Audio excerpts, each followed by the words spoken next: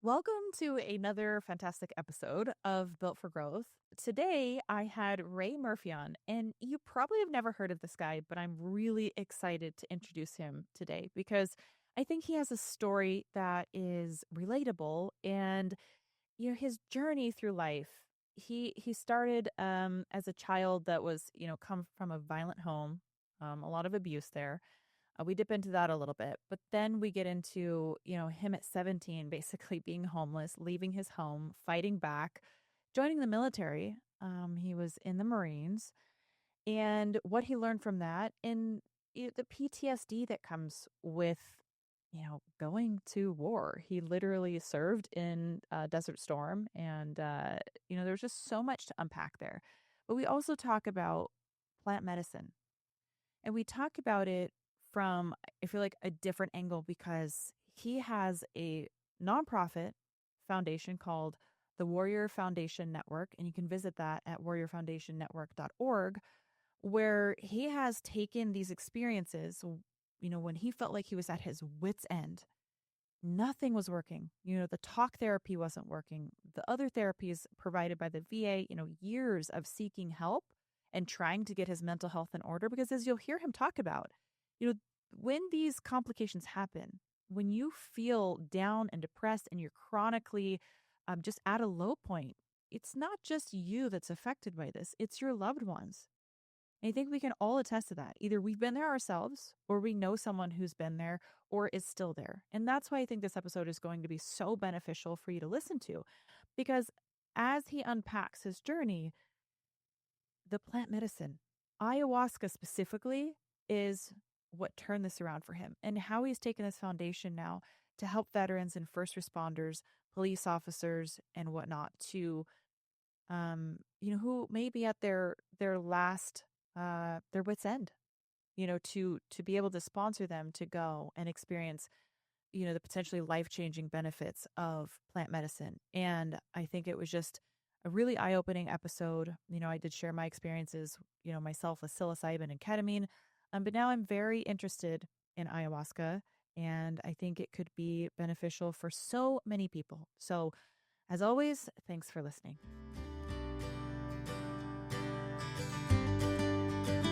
Ray, thank you so much for coming all the way to Vegas to sit down and chat with me about all the exciting things that you have going on, which we're going to get into it. You've got a lot of cool things. And I think one thing that I really liked about you, so I'll start with this. I got an email and I think you went through my website. You must have, right? To submit an email. Yeah. Yeah, I think I saw your episode with Kyle Kingsbury and you guys were talking about plant medicine. I'm like, well, Yes.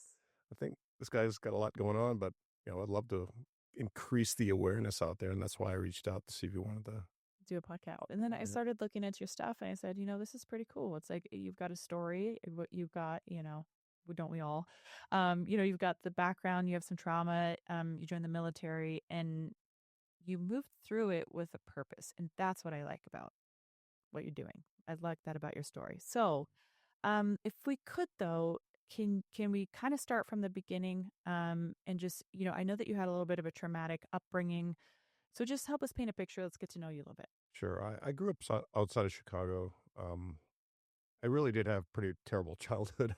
And honestly, I didn't really focus on it that much. I was not one of these people that like, oh, my childhood was terrible and it's going to hold me back from anything in life. In fact, I didn't even think it affected me until, fast forward when I discovered plant medicine. It started bringing back memories and things that I completely forgot about. My dad was really physically abusive.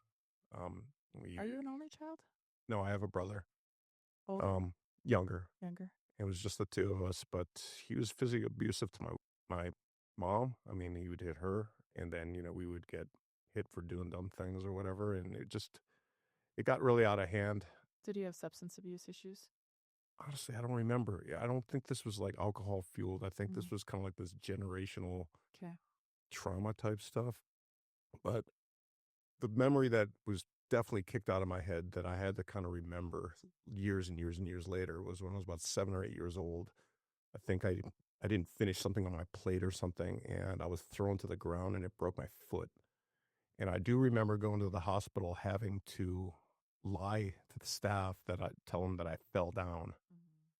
and this is stuff I remember literally just a few years ago. Like, it's been that far out of my brain that So you actually forgot about I that? forgot about it completely until I went back onto the medicine. And that was only a Wow. recent thing with me. But that being said, when I grew up, I started getting into sports, and then at some point I started fighting back. So here I You go am. to wrestling, right? Yep, wrestling. You're Actually, I got thrown into wrestling because I was kind of a punk in high school, and I got trouble. troubled childhood, troubled youth. It makes sense, right? Absolutely, and I've got This is a common theme. guidance counselor was a wrestling coach. He said, "Well, you can go to detention. You can come off with the wrestling team." So, Oh, good for your well, counselor. I mean, that probably was a big change. Did you like wrestling?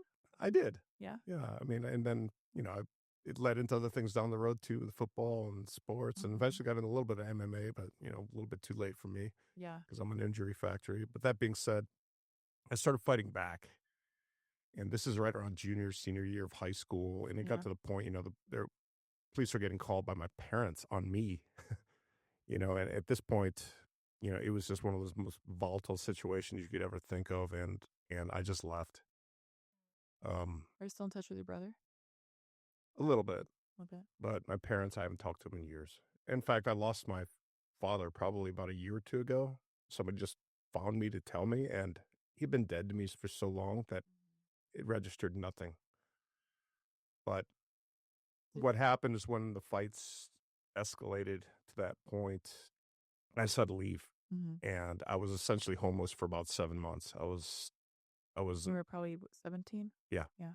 I was just couch hopping, just doing nothing positive. Were you Just, still in school or had you dropped out? no, I had finished high school. Okay. So but that whole period right after high school, it was just like literally spinning my wheels in the mud, and there was nothing Hmm. getting accomplished. Um, a friend of mine did join the Marine Corps, and he came back and he kind of looked like he had his shit together. And I'm like, you know what? I got to do something. If I'm going to go to college, if I'm going to do anything with myself, I need to do something. And I'm like, well, the Marines seemed like a really hard thing to do. And let me try that. So, of course, I picked the Marines. I want to blow up stuff and shoot things. And, of course, I didn't choose any kind of vocational path other than that. But that's what I did, and I got myself into the Marine Corps in How long were you in the military for? 4 years. Okay. Yeah. So I played in the desert the first go around. I was with Desert Shield and Desert Storm. Yeah. My dad kind of has a little bit of a similar story, an abusive father. Not abusive to my dad's mother that I've ever been aware of, but he was a 6'7" booming. I still remember him, he was scary even to me. Um, but was very physically abusive to my dad because he was the only boy. Yeah. And even my aunt said, that they would be just so scared of him. Like one time they hid under a pool cover, like they could have drowned, so like, they were just so scared. But, my Yeah. dad was, put through a wall, like just all kinds of things. And he, similarly, joined the military, but was just kind of, other than that, not really, didn't have it together. He smoked a lot of weed. He was just kind of like, he was to describe himself as like just, he's just kind of a punk. Yeah. And then he got in the military and it just changed everything for him. That's actually where my mom and dad met. When he was in the military. So he grew up in Connecticut and then he came over to Fort Lewis. And so he was in the Army. He's a Green Beret. And that's how they met each other, because my mom and I obviously are from Washington State. Yeah. So anyways, but I think that totally reshaped his way of thinking. And I imagine it taught him that, he could do, I would say, do hard things. Obviously getting through your life can be hard, but like giving a militant way of like programmed and structured, and like, this is how you do it. And it gave some structure that I think that he didn't have. Absolutely. I mean, at the very least, I mean, when I got out and went to college, had I gone to college straight out of high school, I would have failed easily, partied way too hard and not done take it Mm-hmm. seriously. I knew that was my one shot. I mean, it was like the GI Bill, and then the Illinois Veteran Scholarship was paying for it. And if I didn't get a degree out of that, nobody else was going to pay it for it. Mm-hmm. Pay for me. So I took it pretty serious and made sure I actually did the work when I was there. But I think the military did give me that opportunity to kind of feel like I righted my own ship a little bit Okay. instead of being like this victim to what happened. I felt like I was kind of in charge of my destiny a little bit, and it just kind of grew throughout life. But that was definitely the foundation that kind of turned it around for me. Yeah. Okay, so you go through the military, you do your 4 years, and you decide to exit. You didn't stay in the military. Why? No. Um, I don't know. Honestly, like later on in life, I'm like, oh, I could have done all these other things, but Hmm. you know what? 4 years was good for me. I just thought I wanted to go to college and then move on with life. And I'd seen a bunch in the military, did a lot of cool things, but other than that, I was ready for the next chapter. I think, and that's And what did you do in the military exactly? You I were a scout served. sniper? Yeah, I was a scout sniper platoon for the most part of it. I was an 0331, which is a infantry machine gunner. Okay. So of course I went in there. Let's go find them the job that can blow up the most stuff and shoot Hmm. stuff. So I think that drew me in. But that being said, it was time. Um, Later on in life, I've been super intrigued with kind of special forces type things and SEALs and all those things. Been but I didn't have the maturity to do that back then. Right. I think I missed my calling just by the timing of it all. But Hmm. that being said, I do respect everything that those guys do and go through. And the common theme I've met with a lot of these operators that are out there is their childhoods were garbage too, and a lot of them, they're coming from some hardships, and I think that kind of forges you a little bit and preps you for those hard type missions and jobs that are out there within the military ranks. So that's just something I've noticed, just coming Yeah. across these people over the years. Yeah, absolutely. So you leave the military, and what do you start doing from there?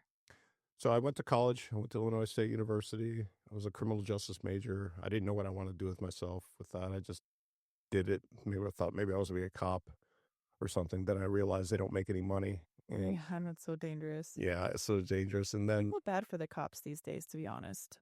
yeah, And I know not all cops are good guys. I'm not saying that they all are great. We all have, a rainbow of all different kinds of people in any field of anything. But I mean, they put their lives on the line on the daily, and it is a difficult job. And I feel like it's become more and more difficult because there's less and less support. yep, I mean, if you feel like I'm accurate in that? absolutely. I mean, I have a company called HRD Police Canine.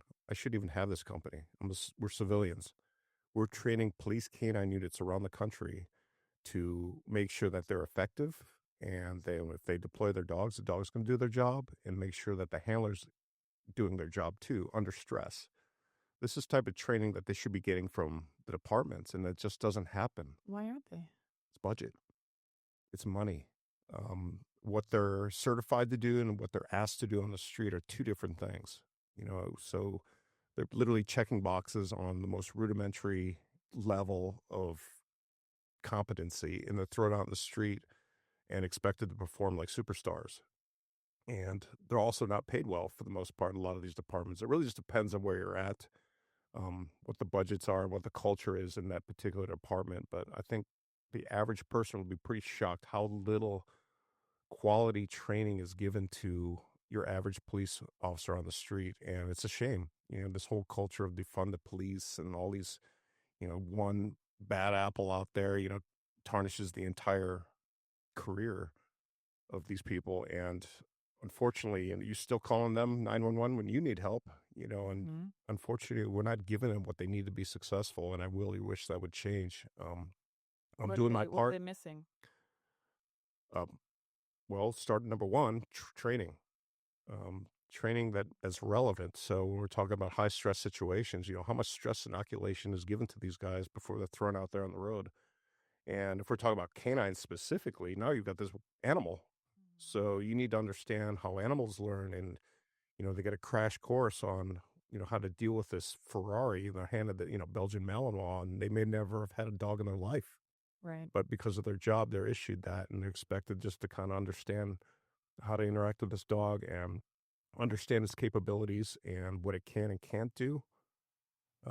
And that's going to vary by dog, but not every handler is going to know that unless they've been exposed to some kind of training that will, point out the flaws in their training and what they still need to get to an operational level that the public would appreciate.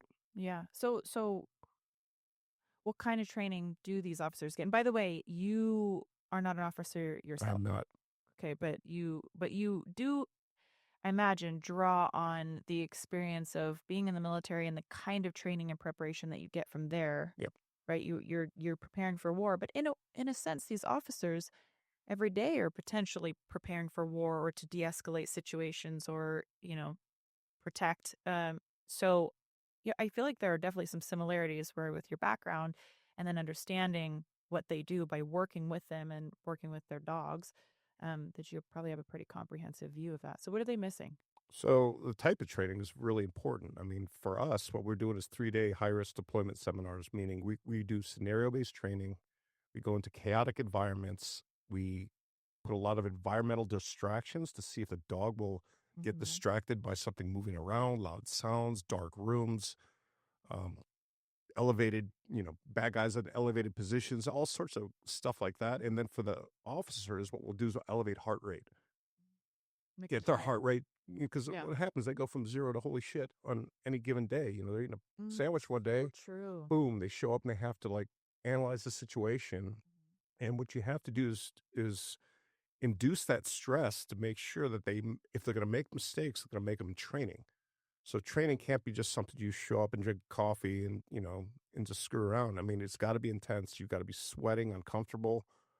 And it's got to replicate what it looks like on the street, which is dark, chaotic, crazy locations, and then all sorts of things that would require them to make a sound decision, deploy or don't deploy that dog. Um, there's a lot of times that you have to like stop and take into effect what's going on to make sure that, if you're going to drop that leash, is it you biting the right person? Mm-hmm. Has that person done something warranting this? And those are the type of things that are left out of the most basic generic training that these officers get when they're thrown on the road with these dogs. This is just for the canine units. I Right. can only speak to that side of the fence. Um, when we're talking just general, like shooting, Yeah. you could stand in a lane and shoot a gun, but now if you run them around and elevate heart rate and create a stressful situation, like how accurate is your shooting then? And this is stuff that happens in the military. So military, that's how they train. And I regard a canine unit as a specialized unit, but they're not treated as such. And that's why I kind of pull back to what I've seen in the military and how special units train and try to implement that for them. Did you follow the George Floyd situation I much? did. And what did you think about that? Unfortunate, just all the way around. Yeah, I'm not. From what I can tell, there was never any knee on the neck type thing. Should he have been set up in a recovery position? I don't know. I did watch a documentary that showed him doing the same exact thing, months prior of the "I can't breathe" thing, and from what I heard, he had a fatal dose of fentanyl in his system already. So, and then you've got all these people encroaching on the scene, shoving cell phones in their face, and he was still moving around. So, this is just what I observed. You know, Mhm. I I can't really speak to it too much. I mean, other than that. But that being said, the way it was handled after the fact, how everyone was just thrown to the wolves, and then the Yeah. entire city burned because of it, and we got police precincts being evacuated and allowed people just to take over like that. That reaction was from politicians is what really destroyed it all. That in the media. So that was just all around a horrible situation. Yeah. Do you think what the officer received was just, or do you think, I don't think so. yeah, From what I know, hmm unless there's something I haven't seen. I've yeah, I've seen way too much stuff. I think this became a political pawn, and it just created a shitstorm. That and it kind of started to kick off a defund the police movement. Now when I sit back and look, I could say like there are certainly things that the police don't do right. right? Okay, there have been many situations throughout history that there have been wrongdoings and overuse of power. Um, okay, so we can definitely acknowledge that. However, I believe the way to correct that is the opposite of what's been done.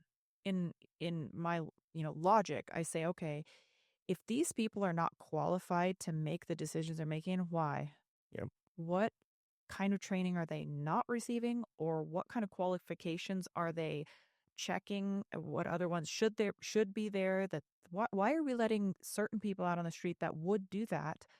We need to have better training for them. We need to have more funding, and we need to get better quality people in there and better quality training. yeah. So what you're talking about is hyperfunding, which is absolutely my opinion, because what you're going to do right out of the gate. a starting officer, first you pay them well. So you're going to attract a higher caliber person for the position to start with. Right. Not just a power hungry person. Nope. And then you make the barrier of entry a lot higher. Those standard is standard. So, I mean, I draw off just knowing what Navy SEALs do. They have a standard. And if you don't meet that standard, it doesn't matter who you are, who you know, you're gone. And that's just the way it is. What And do you think about like 70% of, military aged prime men right now not being fit for the military? Does that scare you at all? it's insane. I think it's changing with the new Secretary of Defense, but man, it's this trend of obesity and laziness and whatever you want to call it that's Mhm. going on in our country. It's not good. I don't know why people would support anything other than trying to get us fit. It just helps everybody's lives, and for a job like that, you have to have it. I mean, who do you want to have come rescue your family if you're in trouble? Somebody who can't even run down the block. That's a problem. It is a problem. Yeah. And I see it in the police force. I don't look at the police and generally think that they're very fit people. Yeah. Well, that's endemic to the industry, unfortunately. I think with unions and stuff like that. I think the other thing we got to consider is the mental health. And these guys see and do more horrific stuff than your average, combat veteran because it's Absolutely. every night. So this is where, it would be great to be able to have that ability to, while they're on the job, take a leave of absence if needed, you know, use something like plant medicine or psychedelics or whatever, and then be able to come back to that job and not be blacklisted for that type, needing that help. It shouldn't be something that can push you out of a job, because right now they can't even take CBD for back pain, which does absolutely nothing. But that being said, they could crush a bottle of Jack Daniels and be on the job the next day. And that's where we're at. So, I mean, I think the public has to decide what they truly want from a police force. They can't just point out all the terrible things that they're doing or what they're doing wrong. You have to say, okay, well, if I want this the right way, what is it going to cost? And are you willing to pay that? So I kind of turn it around a little bit on the public and stop assuming that they're in, they're going to get what they think they deserve, and not pay for that because that money doesn't come out of the sky. Yeah. What do the police get paid? Do you know Man, how it much really are? depends. I mean, small departments can start, you got guys starting off like 40, 50,000 a year and they're getting shot at for that much. I mean, you mean like $20 an hour at McDonald's. I mean, not get shot at. I don't know. So true. I don't know what inspires people to want to be police officers these days, but I Yeah. guess you have to not have much else. You probably don't have a whole lot else going for you, I guess, if you're going to be attracted to such a dangerous job that's going to pay minimally for risking your life. Well, I think a lot of these men and women that do this job, they truly want to help Yeah, people. They want to make a change, and that's a noble reason. that's true too. If somebody wants to get into that and, they're not jaded to what the realities are of budgets and expectations, then I would say, because I've been around a lot of them, and most of them are damn good people. Yeah. No, and that's the crazy thing too. It was like I have been around a lot of people who um are officers and just didn't realize that they just, can potentially make such little money. Yeah, unfortunately, that's just the way it is. So when if you were to hyper fund it, if you were in charge of all of this, what would you do differently with the police? Well, pie in the sky, I would right out of the gate, they're going to make some serious money, like starting, but it's going to be a much higher barrier of entry, higher physical and mental standards. I would have a robust mental health program in place, meaning it's not, I would require them to come off the road for maybe a month out of the year and go do retreats, do whatever they need to do to get themselves together. I would allow them to have access to plant medicine if they needed to. Yeah. Um, and I would give them all the training they need, whether it's quarterly, whatever. The stress, we're talking true training. So we don't have situations like they had in Uvalde, Texas, when the guys just literally just stood there while kids are getting executed down the hall. We've got so many special operators out there that are doing great things. Brent Tucker, from, I think, the Anti-Hero podcast. He's an ex Delta Force guy, and they're out there volunteering their time teaching different departments how to actually clear a room and deal with these situations that are not, they don't give that level of training. They don't do that? Oh, not that level. Not that level. Not that Yeah. level. I mean, when you've got somebody like Delta Force or SEAL Team 6 operators that are volunteering their time and going out there, and I know there's other organizations out there that they're going out there just to work with the SWAT teams and trying to get these guys, some true quality training from guys that have been there and done that, all that stuff. And I would love to have all that stuff available. Jiu-jitsu, combatives. Yes. Let's talk about that. I mean, we're women, if they are feeling overwhelmed, or just anybody who's unqualified for the job is going to pull out a gun if they're losing that fight when it doesn't necessarily need to be pulled. If you just knew how to control the situation a bit better and knew how to engage, I think that's a no-brainer. I mean, that should be like a daily or weekly thing with them, that they should be training specifically police combatives, training in gear. We're not talking about rolling around the gi, but stuff that's relevant to their job and that type of stuff. And I think that would make a huge difference. And then, of course, you've got to put your de-escalation stuff in there. I'm focusing on all this combative stuff, but that's what I know. You must know of Tim Kennedy then. I do. Dog training. What do you think of that? I think what he's doing is great. So, well, what do you think of Tim? I don't know. There's a lot of stuff brewing around, and I'm not throwing my name in that hat because I don't know. I've never met him. Okay. I'm just going to leave it at that.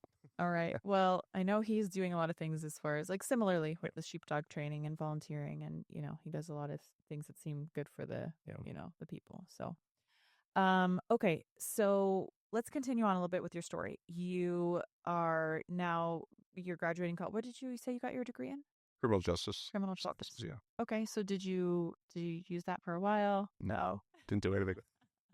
I went into computers or something terrible that I hated. Funny that because I want to make money. Happens. Yeah. Oh gosh. Well, yeah.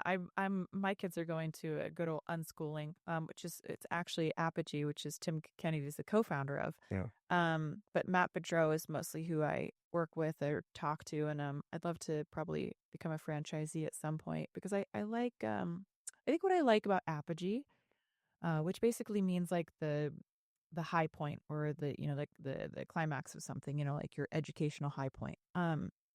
I like that it feels it's learner driven. It's based on Socrates, so they debate every day. They learn how to disagree respectfully. I think that's something we're missing this day and age. People just want to dig their heels in the ground and be right, no matter what. And I personally think the sign of intelligence is learning how to be wrong and take in new information and say, that's something I didn't know before. I'm not afraid to change my stance. Yeah, absolutely. I think all that went away with social media. Like people go so easily influenced now, and then they dig in because if you're wrong, you look silly, right? So right. And I think that's a skill that's been lost, and it's great that people are changing the way schooling is now these days. Yeah, I think so too. I think also what I like about it is that they move their bodies a lot. So unlike like the Montessori or Waldorf, that's very artistic and creative. Because I went and scoped them all out. I was really looking for something different than public school education and want the indoctrination and all that. But I'm too busy, really myself to homeschool the kids primarily.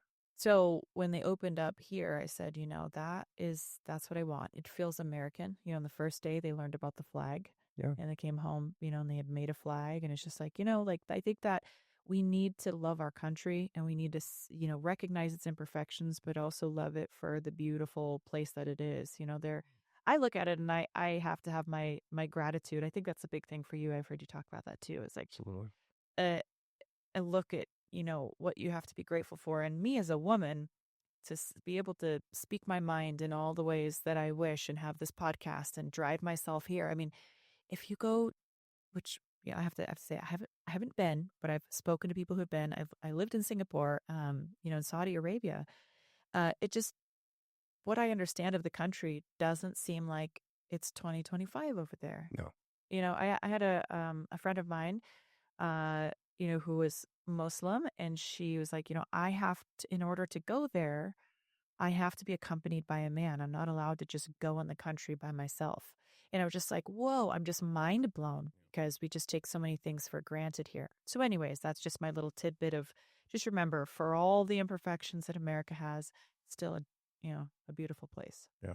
I think, for quite a while, it kind of really hurt my heart that it just wasn't cool to be patriotic anymore for some reason. I just don't understand how it got so twisted up. And even if you don't like what's going on here, your privilege of voicing your opinion is American. Right. So you don't get to Yeah. do Take in the part that you want and yeah, exactly. tear apart that you don't. Okay, so you graduate and we'll circle back again. You're not using your degree, you're working in computers or something else that you didn't like. So where are we going from there? Well, I've been heavily involved with skydiving for, was a skydiving instructor at Skydive Chicago for quite a while. Skydive, like just jumping Jumping out out of of planes, planes. Yep. parachuting. Okay. Mhm. I've got several thousand skydives that led to doing some world record attempts, and then it eventually led to base jumping. Why skydiving and why base jumping? How did you get into that? I always wanted to skydive, and then believe it or not, after a couple thousand skydives, I got bored of it. So I had to scare myself even more by getting The to base jump. adrenaline, right? You're adrenaline junkie a little bit, huh? A little bit. Um, but yeah, that definitely came at a cost. I did a lot of really cool stuff. I traveled all over the world. I was part of the largest formation in free fall at the time. Um, but then people started dying, which is inevitably, this part of any kind of risky sport. But I was around that for quite a while. And then it started to get out of hand. I had to sit down one day and like calculate how many people I lost just to those sports, and I came up with 32, and I literally forgot a bunch of them. Like I had to dig to remember everybody that I lost during that period. I think one of the worst scenarios or worst things that happened is we were doing a world record attempt, trying to get 300 people kind of linked together in those giant formations, and my plane captain, her name was Sandy Wambach, got knocked out in free fall and on a chaotic jump that didn't build.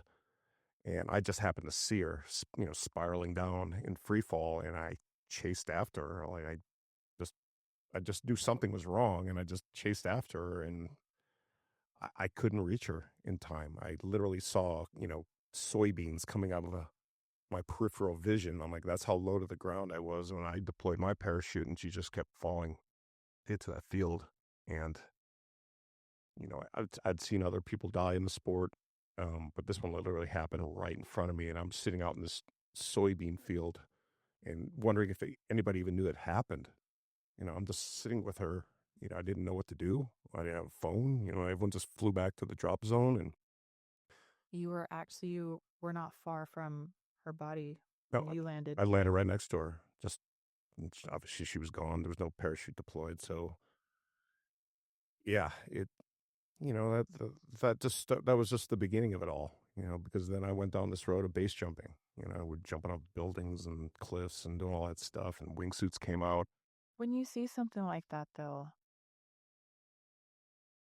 what do you, I mean, how do you process something like that? That one, that one was the first one that really rattled me.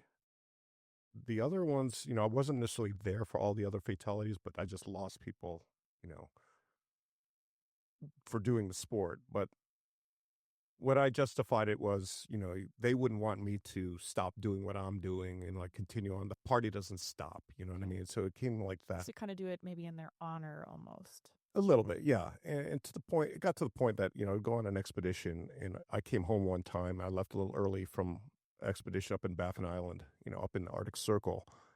And my wife hands me a message on an iPad when she picked me up at the airport, and it said that, we lost somebody. And at that point, I didn't know who it was. It was a guy named Jim Mitchell from Australia. He had a bad exit in the wingsuit, couldn't recover from it, hit the wall, and nobody ever found him. And there's nobody to call. Like, there's no 911 in Baffin Island. Like, you're out in the boonies, right? There's nothing there. And it got to the point that you're wondering who's not coming home for my next trip. And I kept going on these trips, and I was like, ugh, is this worth it? And the longer I kept surviving these things, the more I started to fear it. I guess early on, as you're fueled by adrenaline and all that type of stuff. But the longer I was exposed to all that stuff, the more I started to fear it because I'm like, you know what, I don't want to go out like this. You know, there's no, oh, he died doing what he loved type thing. Like, no, that sucks.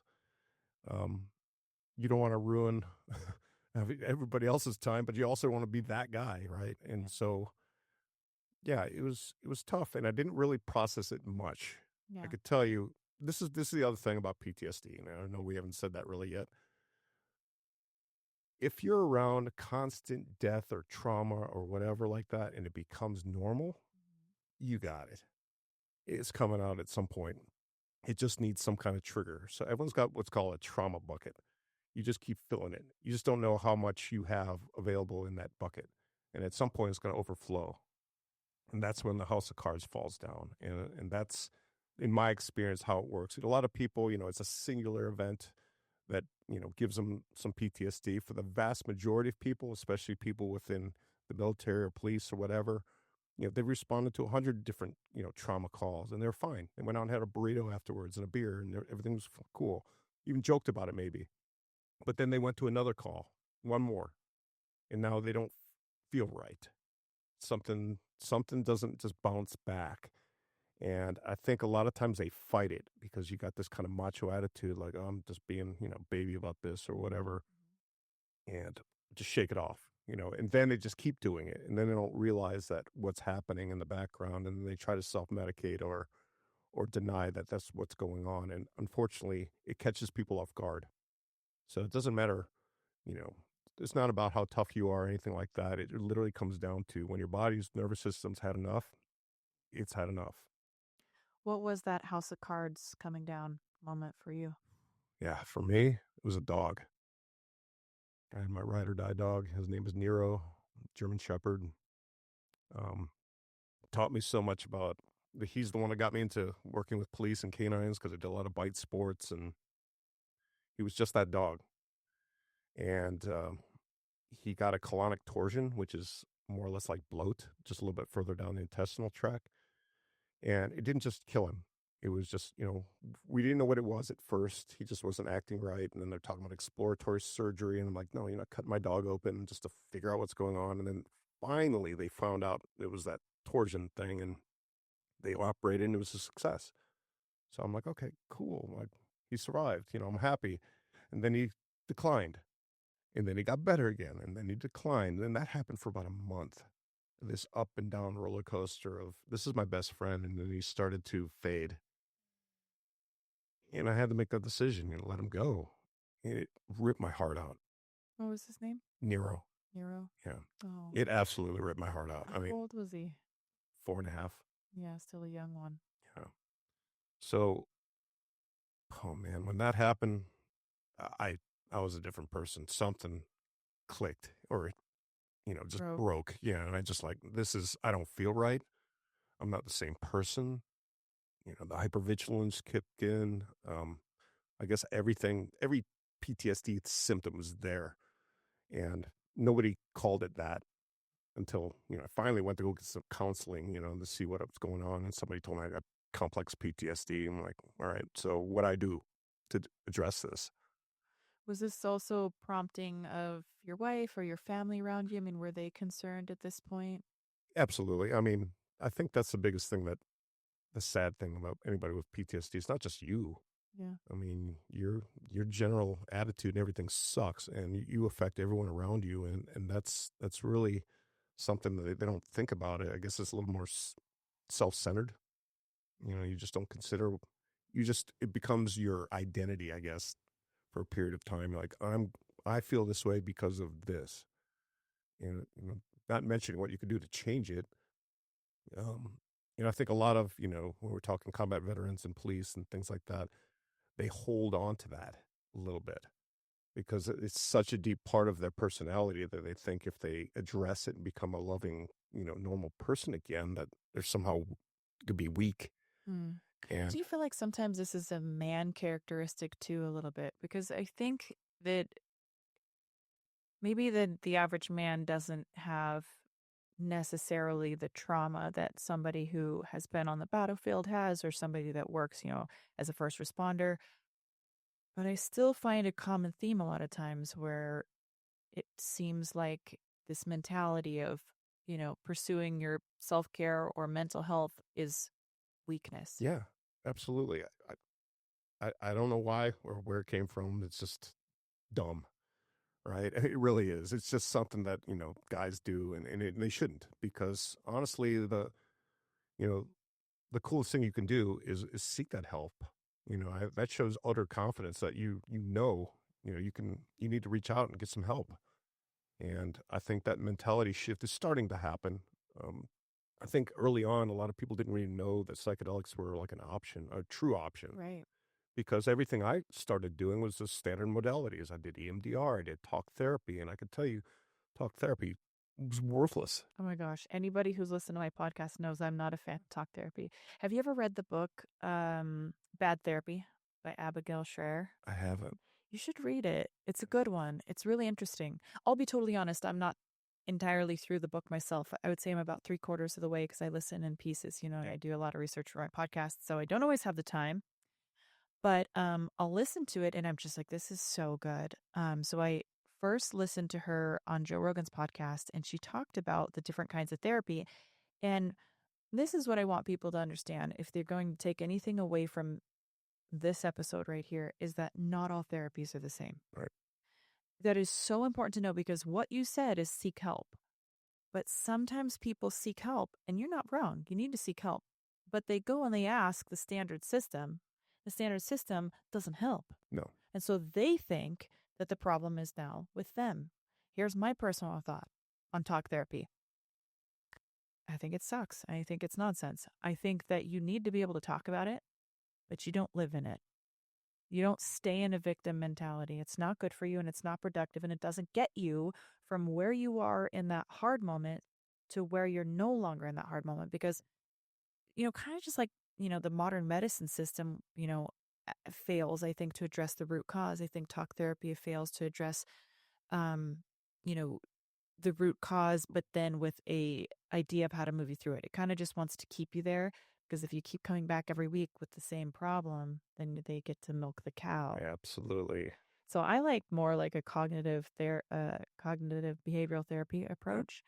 I've worked with a cognitive behavioral therapist myself, and it's not about the woe is me sappy moments. Again, you need that because you need to be able to process it. Yeah. But you can do that with your family. You could do that with your wife. You could do it with a best friend. You have anybody. You just need to be able to talk about it. You need to know that it happened and acknowledge it. Then you need to build skills to move the fuck on. And you know what? I sat down with a therapist. I think we were doing EMDR, and I don't know. What is that?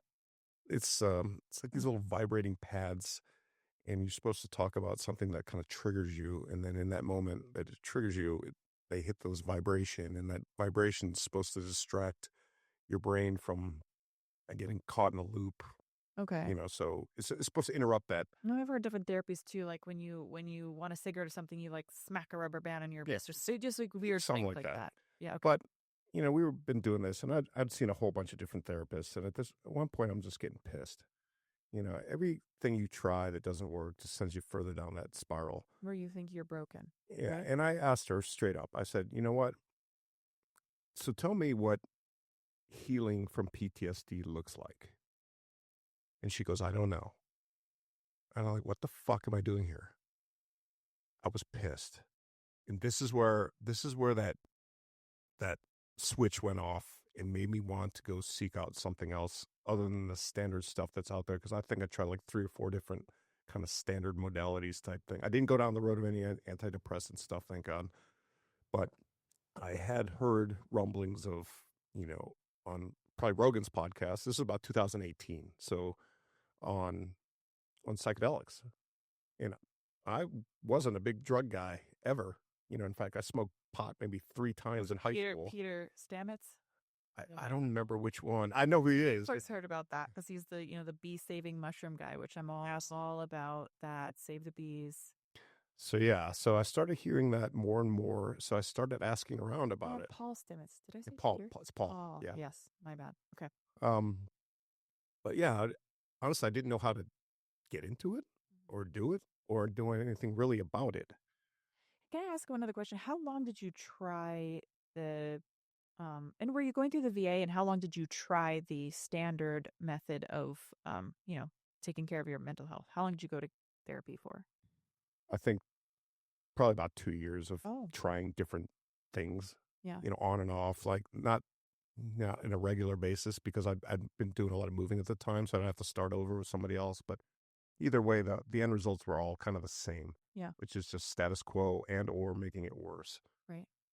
Um, and then I got a recommendation from kind of like holistic doctor type guy just for different stuff. This is for I asked him about depression and PTSD, and he said he's got a guy, right? So I literally took his recommendation.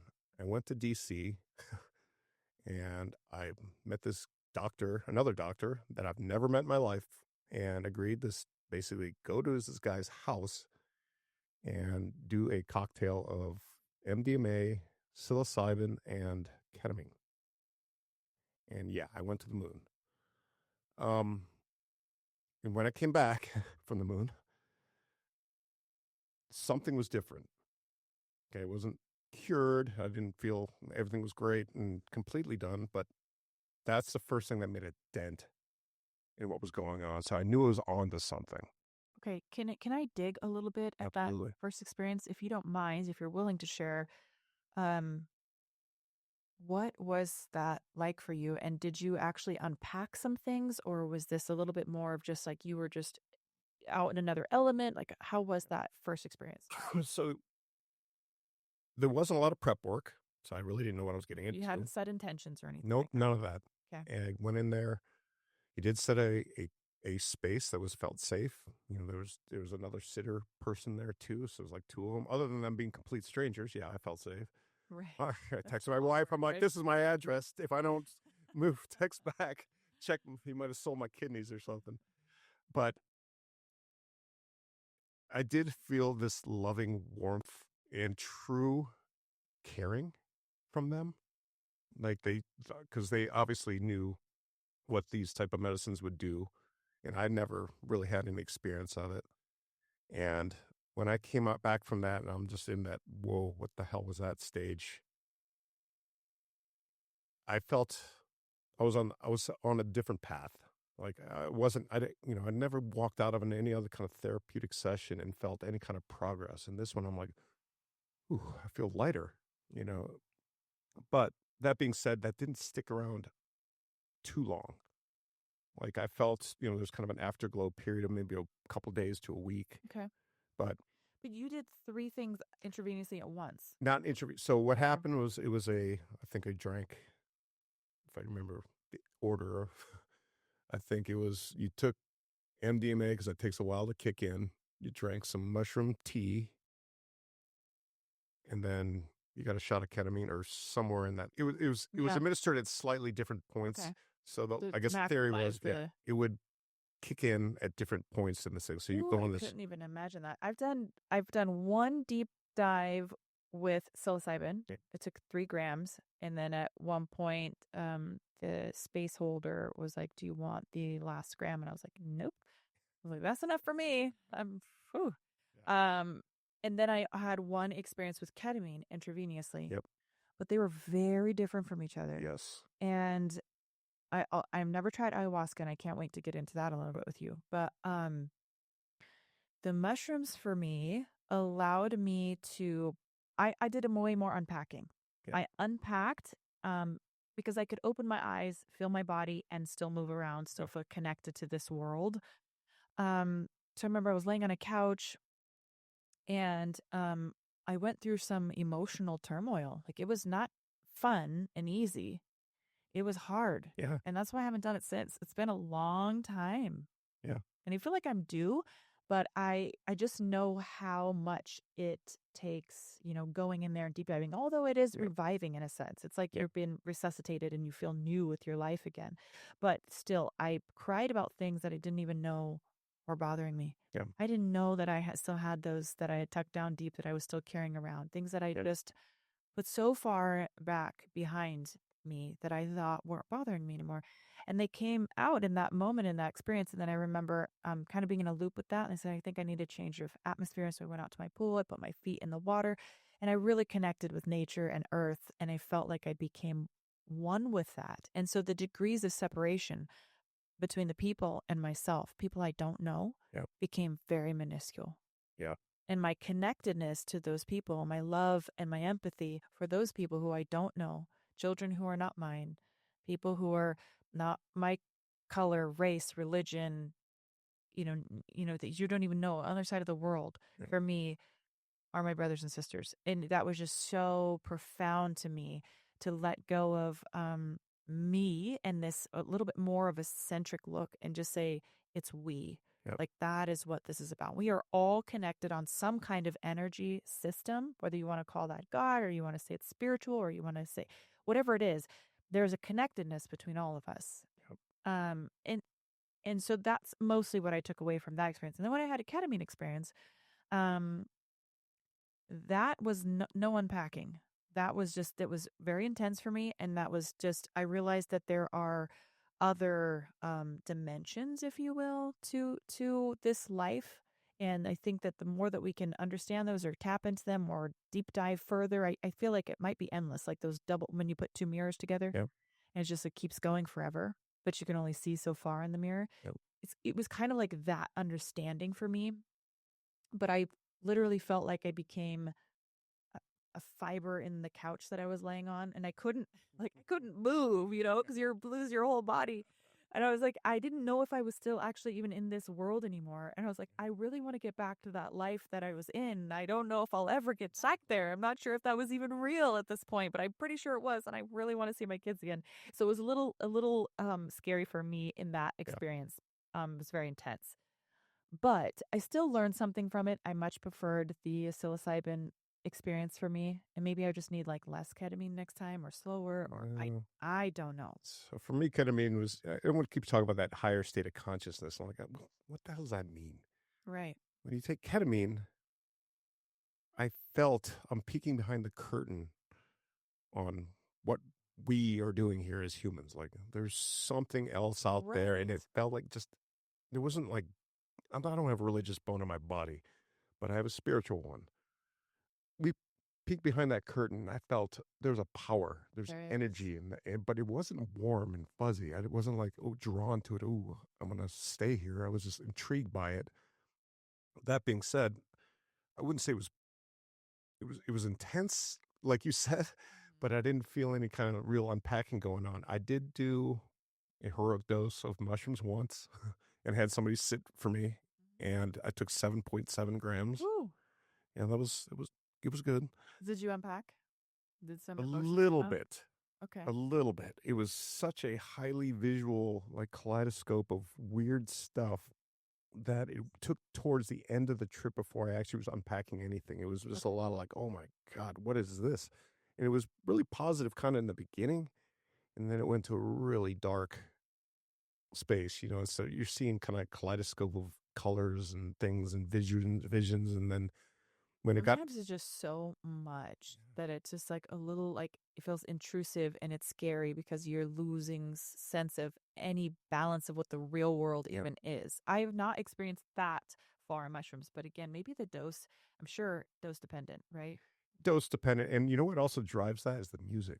Because I do remember when the True. music started getting a little kind of serious, like dun, dun, and then like everything was changing and getting dark and like serpentine. Like I'm seeing like things are Mhm. happening, and it just didn't feel warm. I didn't want to be there anymore. But that's where they say like the healing happens in these dark corners, and it really took to the end of that experience before I even thought about anything on Earth that pertained to me. Otherwise, it was just like going through this roller coaster ride of the hell is this? Yeah. What is that? What is Right. Did you get any connectedness out of it? Like, Yes. Well, when I was done, I didn't move from the couch. Like I yep. was just a plank and I laid there for like 5 hours or whatever. But when I went outside and it was still lingering, the nature thing, that is absolutely, and you know what, you're talking about the communication and connectedness and all that other stuff. The grass was so green. Yes.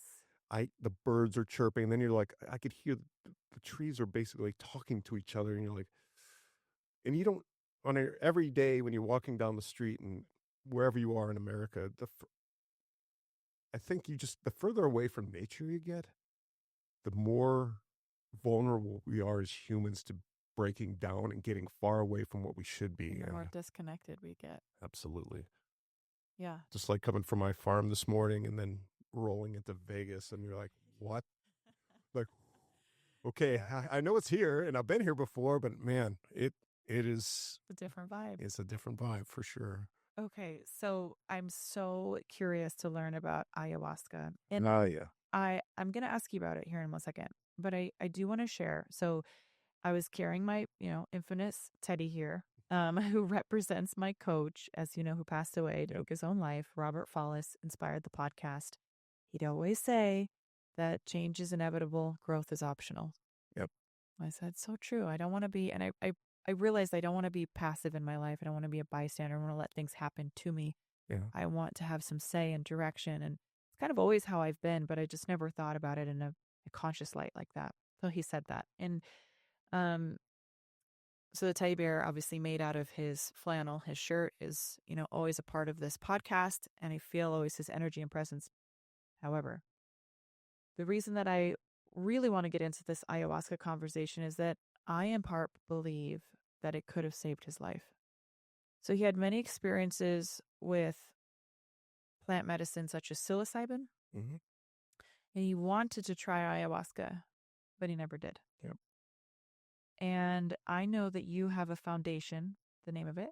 Yep. Warriors Healing Network. Warriors Healing Network is a nonprofit, 501c3, and it is dedicated towards helping veterans and first responders receive real fundamental help and guiding them, potentially through these plant medicine journeys. And ayahuasca is something I have never experienced, but I've heard a lot of really incredible things, including, Kyle Kingsbury having, his plant medicine journeys. And, I've had him on the podcast, and it was just incredible and eye-opening. And I think anybody who struggles with PTSD, severe childhood trauma, even if you think that you've let all of that go, if you haven't done the work to let it go, then you've probably just gotten really good at suppressing it. Yeah.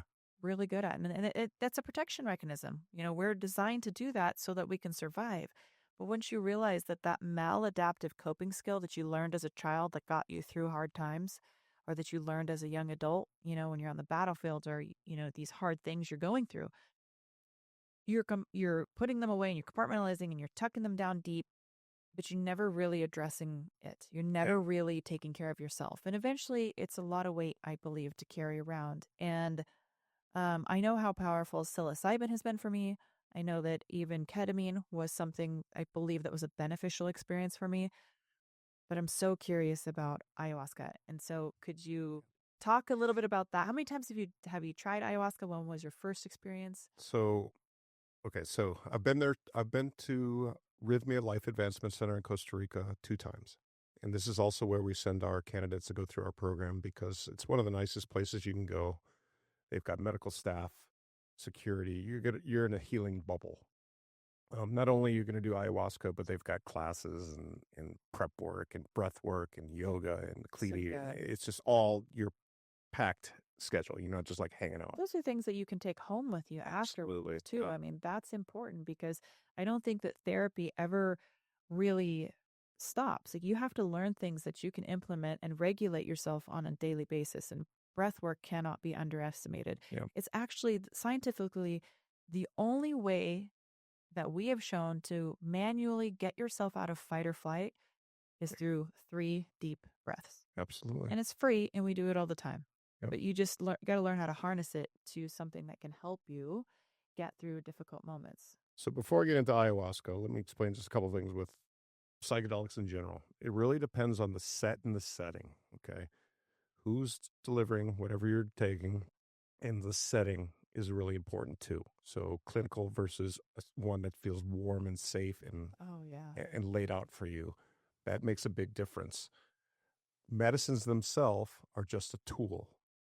Okay, they are not going to solve all your worldly problems. What it's doing is opening up this window for you to actually heal. It's called neuroplasticity. I'm not going to get all scientific on you, but what happens is your brain's in this fight or flight loop, Mm. negative thought patterns over and over.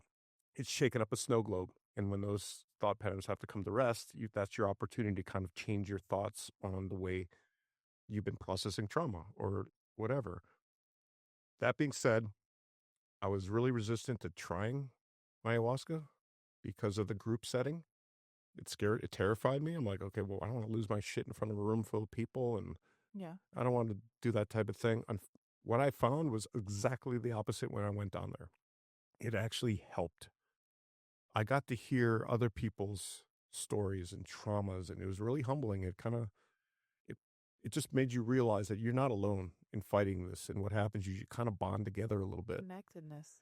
Yeah, I mean, there's a lot of women down there, with sexual trauma. There are a lot of people I could tell that they're at the end of the rope. They were literally going to kill themselves if that didn't work. Like that was kind of their last thing. And then by the end of the week, they're bubbling. They are different people. I will tell you now, since I know, I didn't know going down there. I've been twice. So the first time I'm terrified because I didn't know what the hell's going on, and the second time I was terrified because I knew what was going on. So it's not, there's no winning it, because the experience could be different for every person every single night. And in fact, down there they have different shamans each night. They have different brews each night, meaning they make their own ayahuasca. So one night could be amazing, and the next night could be absolute hell. It could be all hell. The two big boys on the block, from what I can tell after doing this since 2022 is when I went down there the first time, and that's when I also started the charity, is ayahuasca and ibogaine. And both of them suck. Like, these are not like, let's go giggle Ibogaine. on I don't know if I've ever heard of that. yeah, I couldn't tell you exactly where it's derived from, but it's also very popular in this space because those two will absolutely drop your ego and let you, whatever garbage you have in there is coming out. Okay. There's different type of trips you can have. Some are highly visual, like we saw with the mushrooms and stuff like that. Some are just literally emotional downloads, and that's mostly what I got. So you do 4 ceremonies in a week, and I've been there twice. So out of 8 ceremonies, I maybe had 2 that were visual. The rest, emotional downloads. What Bringing does up that that, mean? meaning, like I brought up that whole thing with my father throwing me to the ground and breaking my foot. Totally forgot about it. Brought that up, and I'm like, oh wow, like I never even thought about that. So I didn't even think that my childhood trauma was actually affecting me. I was just looking at the immediate stuff that just happened, like my dog dying and all these deaths that I've been around, and didn't realize I had even more work to do that was more deep seated in there. And that's what ayahuasca did. It could be informational downloads, like they can give you like, this is what you should be doing with your life. Everybody has this kind of different experience under that stuff. um when you go to ceremony, you're in a room full of people. Have you ever seen an ayahuasca ceremony and what they look like? No, I have this visual. Maybe on certain algorithms or things like that, I've probably caught glimpses of what I think it looks like. I'm picturing people kind of sitting cross-legged, on like a blanket on the floor, like a dirt underneath that, and like So teepees. Like I'm picturing they're in the yeah, jungle or it can something. be pretty rustic. In fact, they don't. I mean, you don't see it for a reason because people, are having a tough time, right? So generally speaking, you only see parts of it. But that being said, you've got we call it maloka. It's this big, open temple-looking thing, and with a bunch of mattresses on the ground and a pillow and a blanket and a bucket. For puking. Purging, yeah, Purging. that is a Okay. thing. Okay. Um, but that being said, what they do is they start off with, the Is the shaman. purging pretty much guaranteed, or is that just No, no? it just Okay. depends on the person, Okay. and it depends what kind of purging you want. It comes out of mouth or sometimes the other end. It just really depends on the person. Okay. Um, Neither of them are very pleasurable, and everyone's terrified of it. But then you realize that everyone else there is terrified of the same thing you're terrified of. So, like the night one, nobody could really prep you for night one, other than teach you how to breathe and react to what you might experience under the medicine. Night one, I call it Night of the Living Dead, because what happens is they bless the medicine. They're chanting, and they're making they're singing these songs, and you go up in a single file line. You got your little cup, and they pour you some, you drink it, and you go back to your bed. And then when everyone's got their medicine, the first dose, they'll turn off the lights and the music, and you just sit there. because you lay there or whatever. And it takes about 30, 40 minutes for it to kick in. And you're just listening to palm trees rustle and about 30, 40 minutes in, you start feeling kind of funky and you'll start hearing people either crying or moaning or even barfing already. And then you're like, oh, here we go. And then you got all these helper people floating around the room too. So now you've got all these bodies in the dark kind of cruising around. And you're like, under your blanket, kind of looking around like, what did I just get myself into? Um, but yeah, it can get really scary really fast. But when it kicks in, like fully kicks in, this is where, man, it's hard to explain because it's such an emotional thing. I didn't even know what it was emotional about at first. I just started getting emotional. Yeah. They start in with this music called Icaros, which are essentially these chants. They're supposed to replicate the sounds of the jungle. It's supposed to draw out the effects of the medicine. And like I said before, I don't really have a religious bone in my body, but spiritually, there's something there. I can acknowledge that. But when they were doing those Icaros and blessing that medicine and doing all the hair on the back of my neck would stand up. I mean, you could feel that energy in the room. It's just palpable. And I did all this research on what the ayahuasca would do and all that type of stuff, the effects. I didn't think for 1 second about the spiritual part of it. And I'm looking at these people who've dedicated their entire lives to this plant medicine. And man, that energy you could feel, like you put your hand out, like you could feel that vibration. And that was everywhere in that room. And then it's on because, what they tell you is to stay in your lane because, if the person next to you is losing their shit, the ayahuasca is giving them what they need. You need to come back to your own breathing and focus on what you need, which is your own healing. And that's tough to do on night one because you're not used to all the sights and sounds, but eventually you do. I could tell you I cried more that first night or during those ceremonies that I had in 20 years. And I've been around death after death after death, and I don't remember shedding a tear for half of that. And then it all came loose. And what I had that medicine tell me in the background is let it go. And what it taught me and what I had, you have to decipher the stuff kind of after the fact, right? You remember pieces of it the next day. This is why you do a lot of journaling so you can kind of put it together because it'll all start to make sense. It may not make sense that in that Right. moment, but you're able to piece it together. And my attitude became almost immediately of gratitude of I had all these amazing people in my life for that period of time. I had the most amazing dog ever in my life, and I am gracious that I was able to have that. It's just one of those things that instead of why is this happening to me? Why am I losing all these people?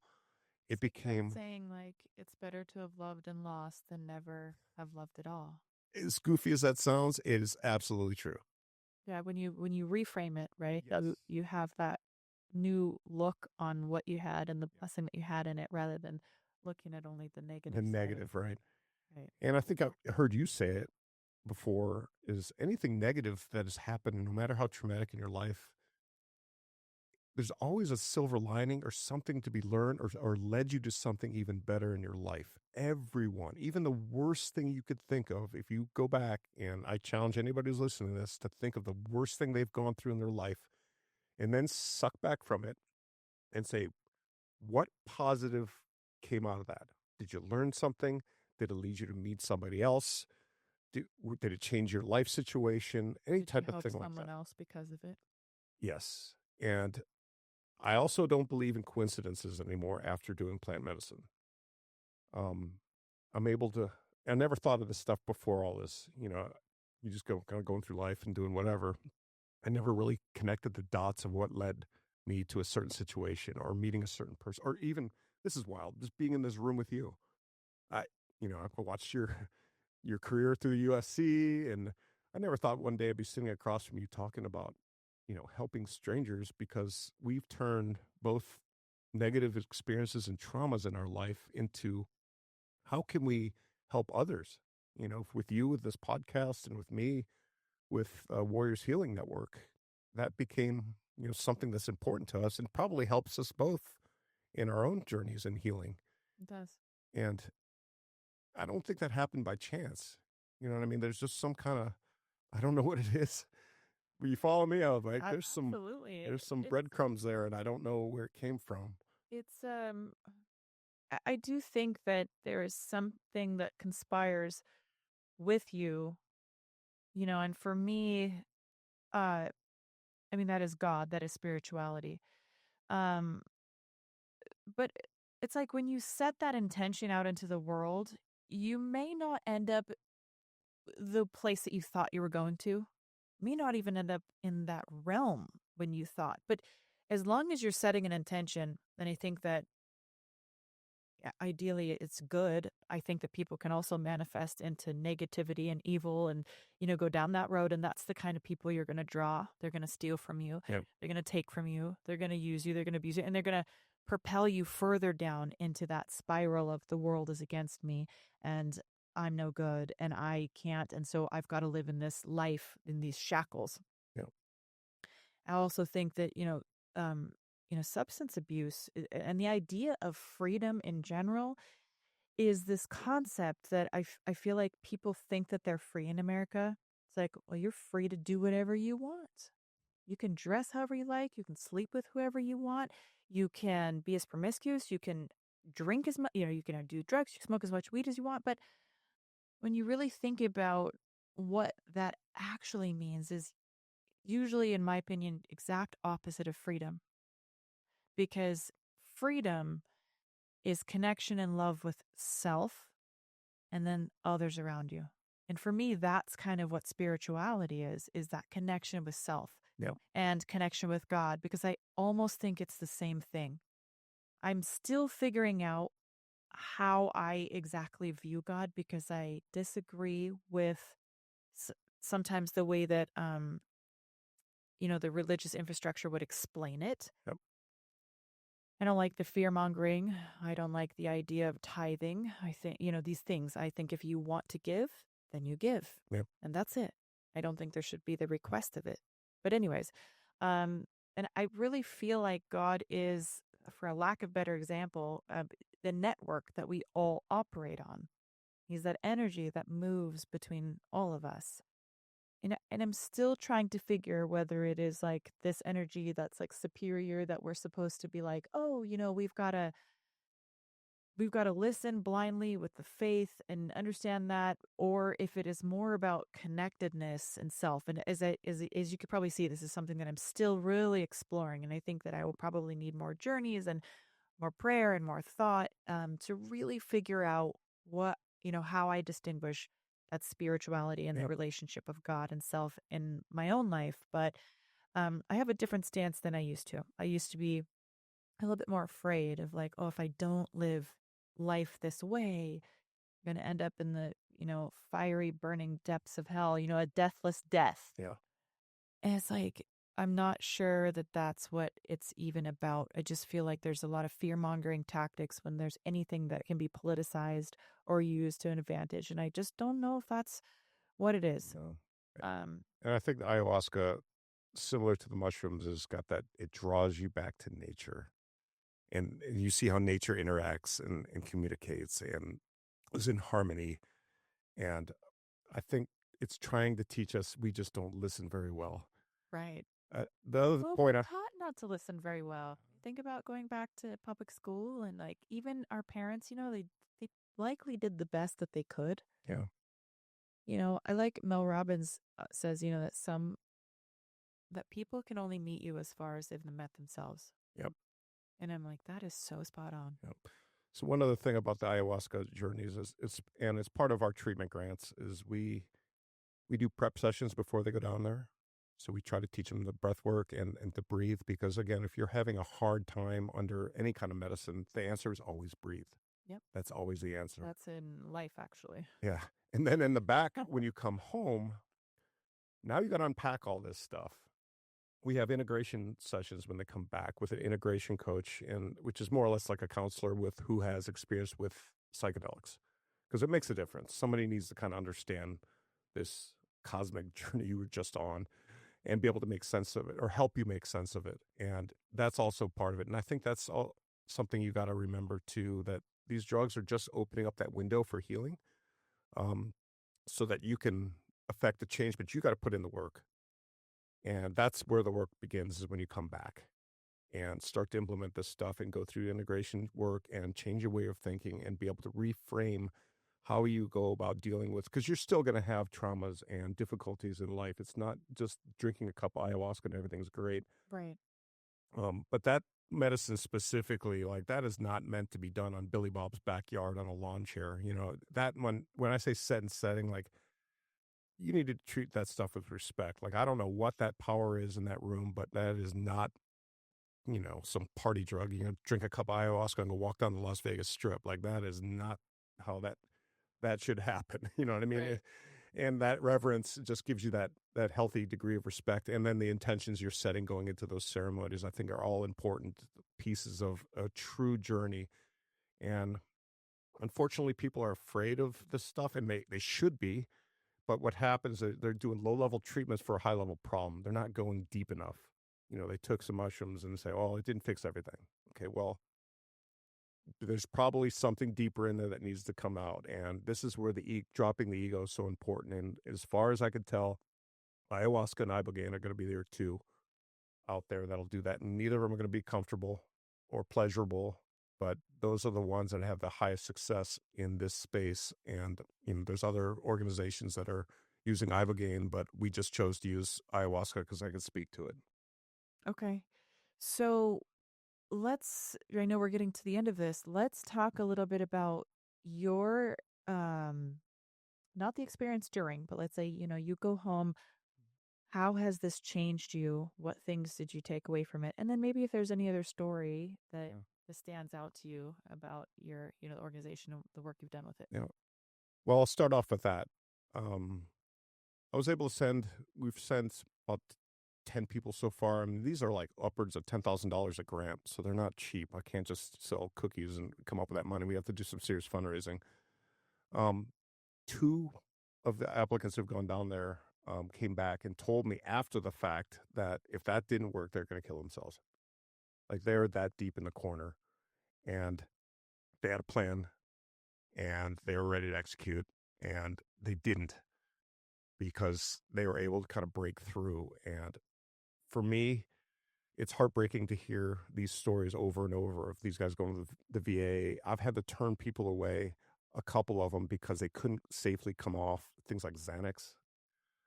That there are some medical things you have to kind of jump through. Benzos and any kind of SSRIs cannot be in your system when you go down there and doing that type of stuff. And if they've been on like Xanax for like 10 years and they can't come off it without an actual taper, because it could kill them, we can't send them, and I can't help them. And that's happened a couple times, and that's just super heavy for me to carry around, because I want to help everyone that applies to these things, but medically we can't, be a part of that. Um, as far as what I've taken away when I've gotten back, I don't. I'm a lot more prone to let things go that I can't control. There's so much crap going on in the world right now that ends at light speed. It really is. We've crossed over into this digital age, and technology that was supposed to help us has definitely made us worse as a species. You know what I mean? I We're think so too. so connected, we're disconnected. And I used to hang on to every damn thing that pissed me off, and it would just ruin my day. After I'm just like, fuck, I can't do anything about that.